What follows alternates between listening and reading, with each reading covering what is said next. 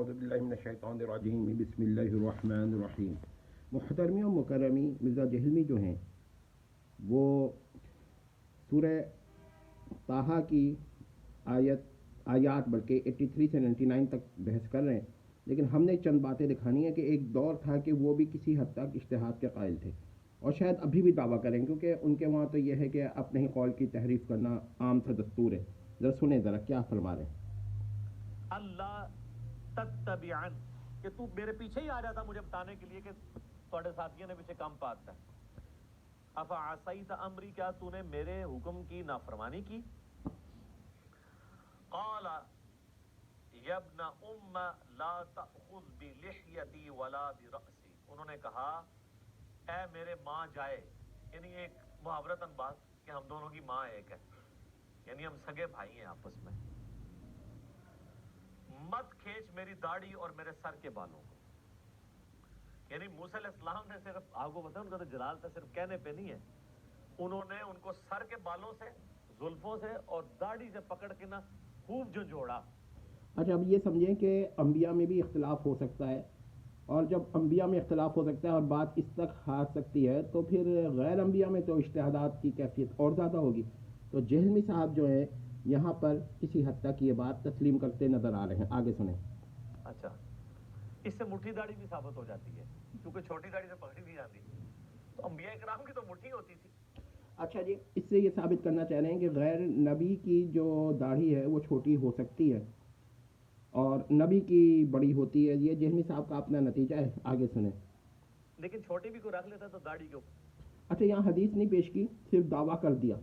بہرحال یہ تو غیر متعلق ہے اصل موضوع سے. ذرا آگے سنتے ہیں. تم میں وہ شامل ہے. افضل یہ ہے کہ مٹھی رکھے. تو اے میرے بھائی میری داڑھی اور سر کے بالوں کو چھوڑ دے. انی خشیت ان تقول فرقت بین بنی اسرائیل ولم ترقب قولی. انہوں نے کہا کہ مجھے یہ ڈر ہوا کہ تو مجھے یہ نہ کہہ دے کہ تو نے جو ہے وہ میرے جانے کے بعد بنی اسرائیل میں تفرقہ بازی ڈال دی ہے، اور میرے جو تمہارے ذمہ میں ڈیوٹی کر کے گیا تھا تم نے وہ ڈیوٹی نہیں پوری کی. ان کو یہ بھی خطرہ تھا کہ میں اگر نکل جاتا ہوں پیچھے حالات مزید نہ خراب ہو جائے، تو میری موجودگی سے کم از کم میرے حامی جو ہیں وہ تو ایٹ لیسٹ اس کام سے رکے رہیں گے نا. تو موسیٰ علیہ السلام یہ اجتہاد کر رہے تھے کہ تمہیں مجھے آگے بتانا چاہیے تھا. ان کا اجتہاد یہ تھا کہ میں نکل جاتا آپ کو بتاتا اور پیچھے سے کام خراب ہو جاتا، تو آپ نے پھر مجھے کہنا تھا کہ تو ادھر سے نکل کیوں آیا. تو ہوتے ہی رہنا سی، میں آ ہی جانا سی، میں 40 دن واسطے گیا تھا.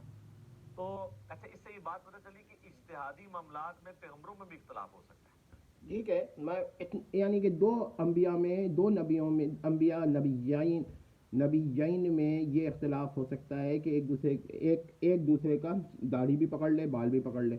تو پھر غیر انبیاء میں تو جنگ بھی ہو سکتی ہے، کوئی بڑا مسئلہ نہیں ہے یہ. اب آگے سنیں. یہ اجتہاد ہوتا ہے. اچھا، یہ اجتہاد ہوتا ہے، اور جو صحابہ میں اجتہادات ہوئے وہ اجتہاد نہیں ہے کیا؟ دیکھیے یہاں پر ایک مسئلہ بھی میں بتا دوں کہ ان میں اختلاف ہو گیا تھا نا، ذرا سنیں، شاید کچھ آگے بھی کہیں جس میں آپ دو رائے رکھ سکتے ہیں. یہ ٹھیک ہے نا، یہی جملہ میں سنانا چاہ رہا تھا کہ دو رائے رکھ سکتے ہیں. تو اگر صحابہ میں جنگیں ہوئی ہیں تو مختلف آراء کی وجہ سے ہوئی ہیں، اور ظاہر بات ہے کہ یہاں پر میں پوچھتا ہوں کہ کس کا اجتہاد ٹھیک تھا، حضرت موسیٰ کا یا حضرت ہارون کا؟ اگر وہ کہتے ہیں کہ حضرت موسیٰ علیہ السلام کا ٹھیک تھا تو حضرت موسیٰ کو حضرت ہارون کا قول جو ہے اس پہ رد کرنا چاہیے تھا کہ بھائی نہیں، تم نے تو اجتہاد ٹھیک نہیں کیا. اور اگر آپ کو یہ حضرت ہارون کا ٹھیک تھا یا حضرت موسیٰ کا ٹھیک تھا تو پھر حضرت ہارون کو کہنا چاہیے تھا کہ مجھ سے غلطی ہو گئی. تو اور پھر باری تعالیٰ نے بھی اس کا فیصلہ نہیں کیا کہ بھائی کس کا اجتہاد ٹھیک ہے. ہاں، اشارہ اس پہ ملتا ہے کہ حضرت ہارون کا اجتہاد غلط نہیں تھا، صحیح تھا. وہ اس کی وجہ کیا ہے؟ وہ وجہ یہ ہے کہ حضرت موسیٰ علیہ السلام نے بھی ان کا عذر سننے کے بعد کوئی اعتراض نہیں کیا، ان کی رائے سننے کے بعد کوئی اعتراض نہیں کیا. میرا مطلب یہ ہے کہ آپ سمجھ لیں کہ جہلمی صاحب اجتہاد کے مسائل کو ایک دور میں سمجھتے تھے کہ یہ ٹھیک ہے. تو جو صحابہ میں اجتہادات ہوئے وہاں بھی یہ ماننا تھا.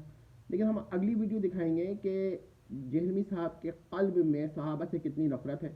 بہرحال یہاں تو جہلمی قول سے بھی ثابت ہو گیا کہ اختلافات ہو سکتے ہیں اجتہادات میں، اور یہ موضوع ہی الگ ہے کہ کس مسئلے پہ ہوئے. جنگ کے مسئلے پہ اجتہاد ہوا تو جنگ ہوگی، اگر ایسے مسئلے پہ ہوا جہاں جنگ نہیں ہے تو وہاں جنگ نہیں ہوگی. کس مسئلے پہ ہوا, یہ مسئلے کے اوپر ڈیپینڈ کرتا ہے, اس پر ڈیپینڈ نہیں کرتا کہ نفس اجتہاد پہ جنگ ہو, بلکہ اگر جنگ کے اوپر اجتہاد پہ اختلاف ہو گیا ہے تو پھر وہ ایک الگ بحث ہو جاتی ہے.